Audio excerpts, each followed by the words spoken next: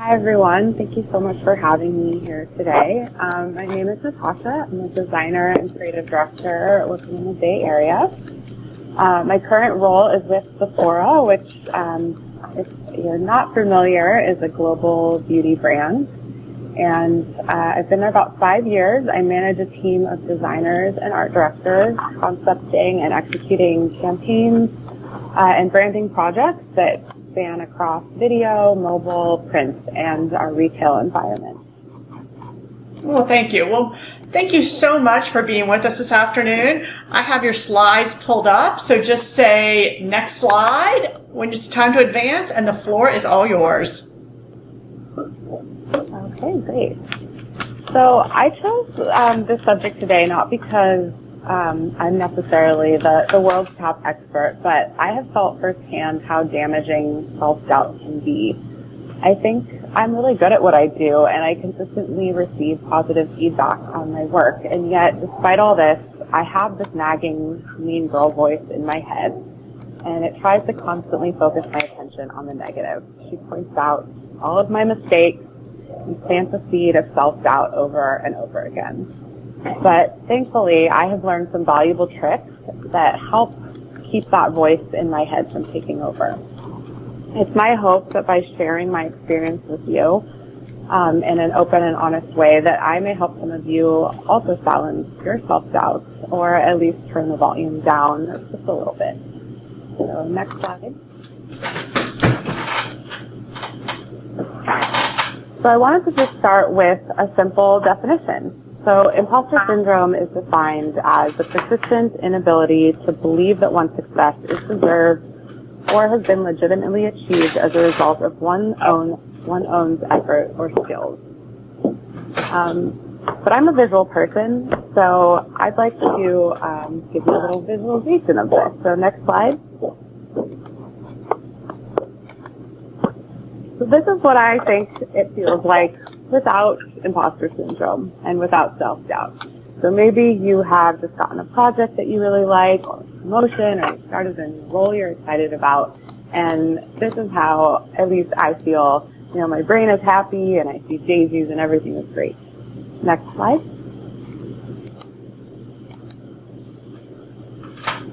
And then this is how I feel once imposter syndrome has set in.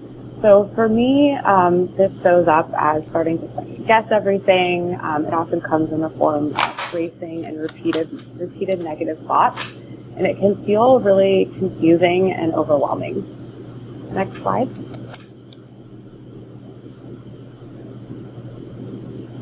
So these feelings show up differently for different people.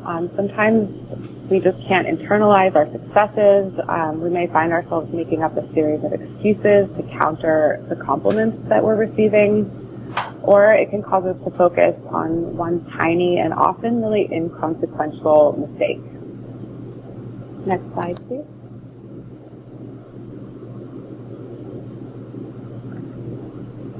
So essentially, however this shows up for you, it's really taking something that is positive and turning it into an experience that actually feels really negative.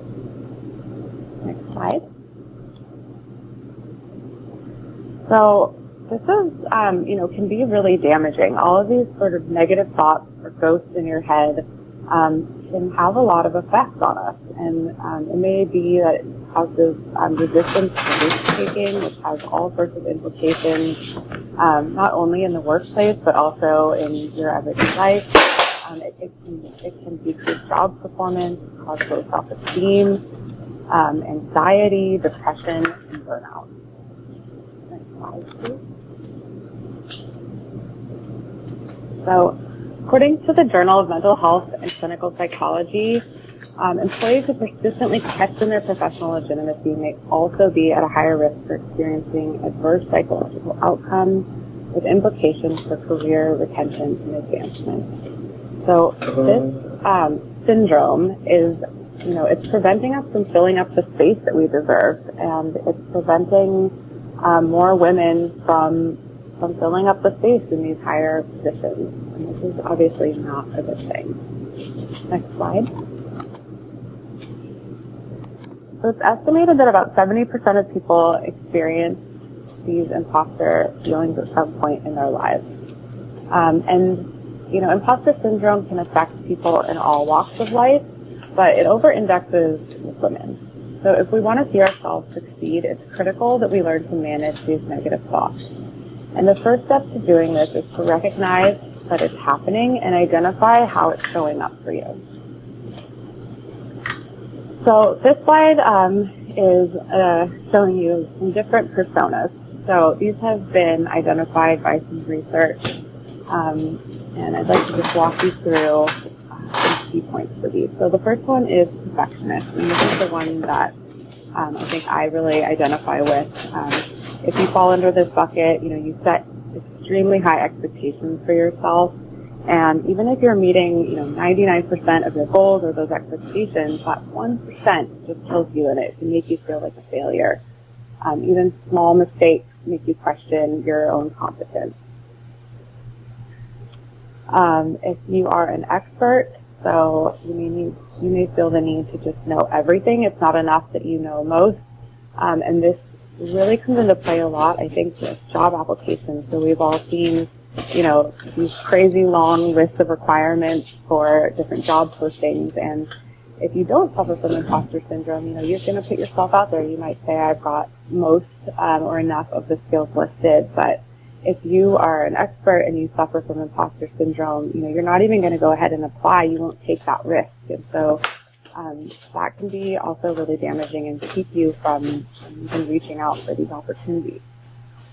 If you're a natural genius, you may be someone who things come really easily to you, but when you actually are faced with something that then is challenging, it makes you question, your competence and your skills. And obviously, of course, that's not true. All of the people that we idolize, they've all had to work to get where they are. They may have intelligence, but they still have to put in the work to get there. If you're a soloist, so you feel the need to do things on your own. This one's a little bit more self-explanatory. And, you don't want to ask for help because the asking for help and the reaching out to others makes you feel like a failure or a fraud. And obviously this one is, really has a lot of implications because, especially in business, you constantly have to rely on other people, especially if you're managing a team. But, always it's so important to ask other people for help and to get that support. And then finally, the Superman or Superwoman. So if you fall under this bucket, you feel the need to push yourself harder than those around you. And, I think there's nothing wrong with working really hard, but this becomes damaging when, you just feel the need to work all the time and to feel perfect and to be feeling like you have to do everything, and this doesn't just apply to work, but across all areas of your life. Okay, so now that we've all identified, which bucket we fall in, maybe year 1 or 2, then, what do we do about it? How do we move on from here? So next slide. So I think a really great place to start is to stop telling women that they have imposter syndrome. And, there was a paper with this title that was written and published in the Harvard Business Review. And there's a lot to unpack in there. I'm not going to go into all of it now, but I think it made some really great points. And the first one is that, there's something really demoralizing about the name imposter syndrome. It's become such a commonplace term that it's possible that we've actually begun to internalize this idea of being an imposter when in fact, perfectionism and self-doubt, they don't make you an imposter. You're not sick, you're not crazy, you're human. Feeling unsure is a human thing. Another issue is that it completely ignores a lot of the underlying causes of this so-called syndrome. So as women, and even more so if you happen to be a woman of color, you likely have been conditioned by your environment, by the media, that either misrepresents you, if it represents you at all. You've most likely endured micro and probably not so microaggressions, and these have all piled up over a lifetime. The experiences, that you've had, they affect you and they affect your thinking and behavior. And they can fuel these negative voices in your head. And it puts the blame on yourself instead of the people and places around you that created them. So, personally, I've been very lucky to work with women and lead teams of people who have championed my success. But I wasn't born into that place. I carry with me all of the expectations, both good and bad, that came before. So it's really important, I think, to see this in context and to start calling out ourselves by kinder names. And to not just focus on our symptoms, but to put attention and energy on the cause and create a larger cultural shift. But in order to do this, we need to reframe the way we look at the so-called syndrome, and we need to start by learning to reframe our negative thoughts. So this brings me to my next step and next slide.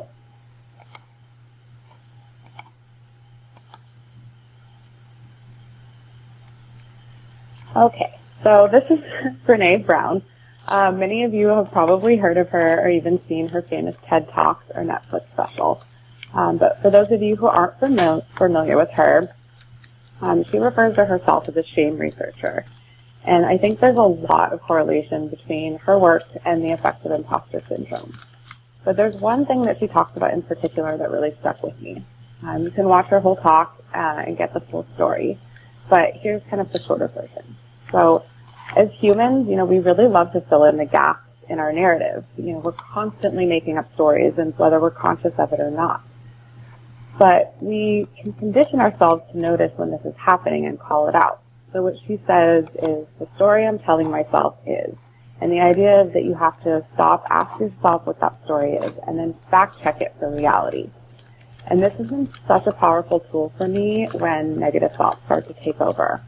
If I'm able to recognize what is happening and stop my brain for just a second, I start to pick apart the stories, and it becomes really clear to me how much I have filled in and how little based in reality these stories often are. So, in the spirit of Brené, we're going to walk through some common imposter syndrome thoughts and do a little reframing exercise. So, next slide.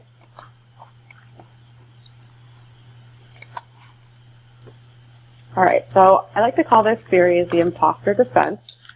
Similar to the cartoon that I shared earlier, these kind of show up as a defense to some other positive feedback or experiences that you may have been getting. So this first one is, I just got lucky that time. And the reframe of that, if you go to the next slide.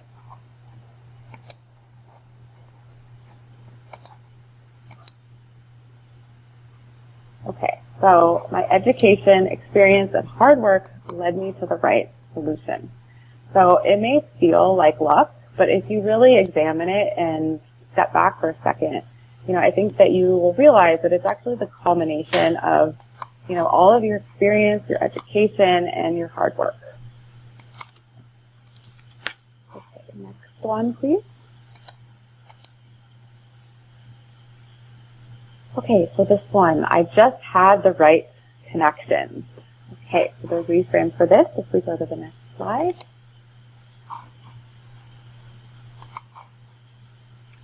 So instead, we can say the time and energy I put into building and maintaining my personal and professional network paid off. So, making and maintaining good connection, it's not a flaw. It's actually a key skill and a sign that you're on your way to success. There's absolutely nothing wrong with using your network, and it certainly doesn't undermine or lessen your skill set or abilities. Next slide, please. Okay, so this one, it wasn't really me. I had a lot of help. And the reframe for this, if we go to the next slide. Getting help is a privilege, not a handicap. So I would even go so far as to say that getting help is a necessity. I've always had to rely on others to get my work done. But especially now that I manage a team, this is even more important. Trusting and relying on them is the only way that I'm going to get the work done. And as I move farther and farther away from the physical day-to-day design as a manager, I have learned to shift my mindset and celebrate my efforts and ability to draw out the best work in those around me. The more help that I get from my team, the more successful I consider myself to be. Next slide. Oh, yes. So this one, I made it up as I went along. All right, so let's reframe this one. We go to the next slide.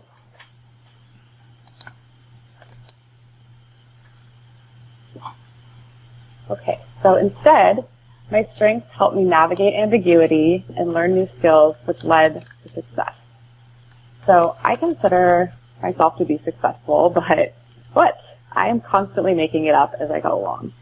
In fact, it's actually one of the favorite parts of my job because it means that I am growing and constantly learning new things. It's what keeps it interesting for me. A promotion or a new role is always going to have new challenges, and you don't have to have all the answers. You just need to approach the challenges with a sense of honesty and curiosity. Being able to admit that you don't know the answer, but then ask the right questions is also a path to success. And all sorts of past experiences can help you problem solve. That's what you're there for, not because you already have the answer, but because you have the skills and experience to figure it out. Okay, next slide, please. If I can do it, so can pretty much anyone. All right, so let's go to the next slide for the reframe of this one. Other people's potential does not invalidate my success. I put in the work necessary to achieve my goals. So yes, of course it's possible that, other people with the right training may be able to do your job, but who cares? You're the one that put in the time and the energy. I think it's true for many industries, but particularly in my industry, there's so many right answers. My creative solution will be different from another creative who gets the same brief, and that's okay. There's plenty of work and room for more than one right answer. So, next slide. Okay, so in summation, this is kind of a bit of a three-step plan. So the first thing, if you take nothing else away, I think a really great action point is to be an ally. You can help create positive work environments for the people around you and the next generation. You can help condition each other for success. And then potentially, we just as a group won't have to suffer so much from this experience. I also would encourage you to be brave and be honest. Give yourself permission to not be perfect, and then even say it out loud. Say it to a colleague that you trust, or even your team. This is something I've done with my team a lot, where I will just say up front, I don't know the answer, or I'm working on this. And it really takes the pressure off and has been a great tool for also opening up lines of communication. And then finally, learn to question your own narrative, identify your conditioning for what it is, and then try to approach the world with the fearlessness of a child. The successful people that you admire have all failed at some point or another. Success isn't about perfection or the lack of failure. It's about the willingness to learn and try again. Okay, next slide, please.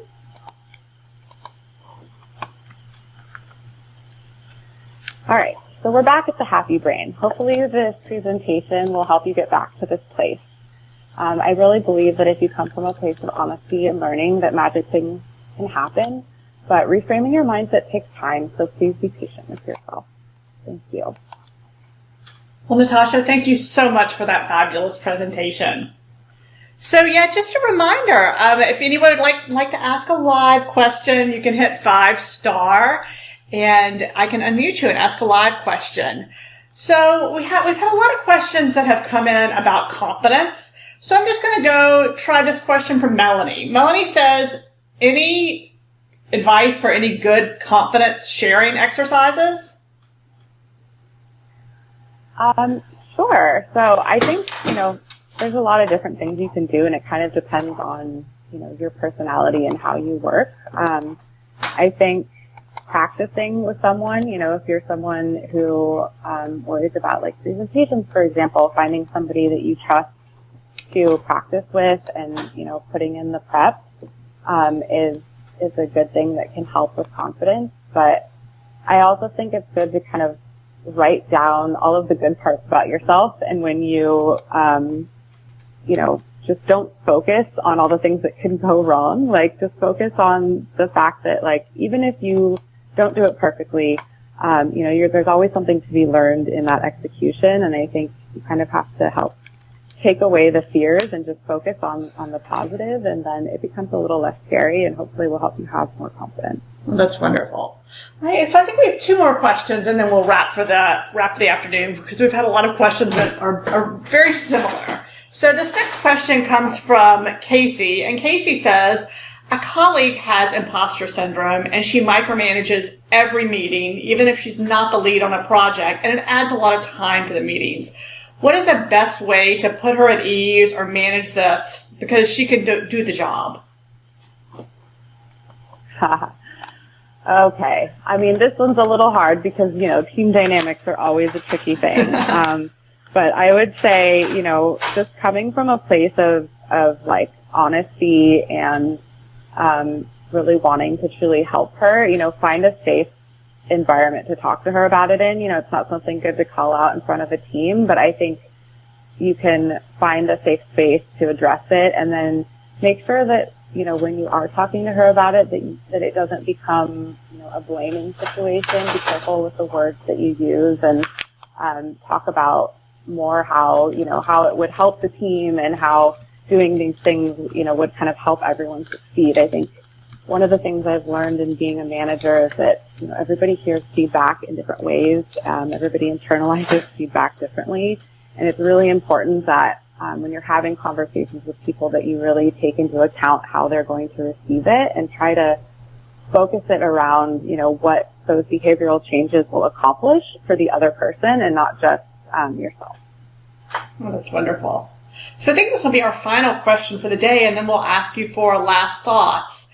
So this question came from Paulina, and she says, I love the way you reframed all the thoughts in my head, but how is a good way to share accomplishments without bragging? Well, it depends on what context it's in, but I think, it's really about the intention behind it. There's nothing wrong with being proud of your work, but, sometimes it's as simple as not making it about the me, or the I, right? Like, I think even if you are an individual contributor, there's probably still a lot of other people who have worked on it in some capacity or another, and you can talk about successes, but talk about it as a team, or talk about why it was great and what you learned, without having it feel just like a brag. So I think it's really just about being honest with the intention about why you're sharing it, and sharing it in the right moment. Oh, that's wonderful. Thank you. Well, Natasha, as we end, do you have any final words of wisdom for all our listeners today? Oh, I think I'm out of words of wisdom. I think just if this is something you suffer from, like, I get it. It's an ongoing process, and just be kind to yourself. Make it a daily exercise, and the more you put it into practice, the more it will pay off. But, it's never going to go away completely, so have a little grace with yourself, and that's all I have to say. Well, thank you so much for being with us today. Thank you. Well, thank you to all our speakers today, both our panel members and our keynote speakers, and thank you to all our listeners as well. Without all of you, these events would not be possible. So let's continue to support women's leadership and learn from one another. So be safe, be kind to yourselves, and be well. So until next time, this is Ginger Whatley signing off. Have a great evening, everyone.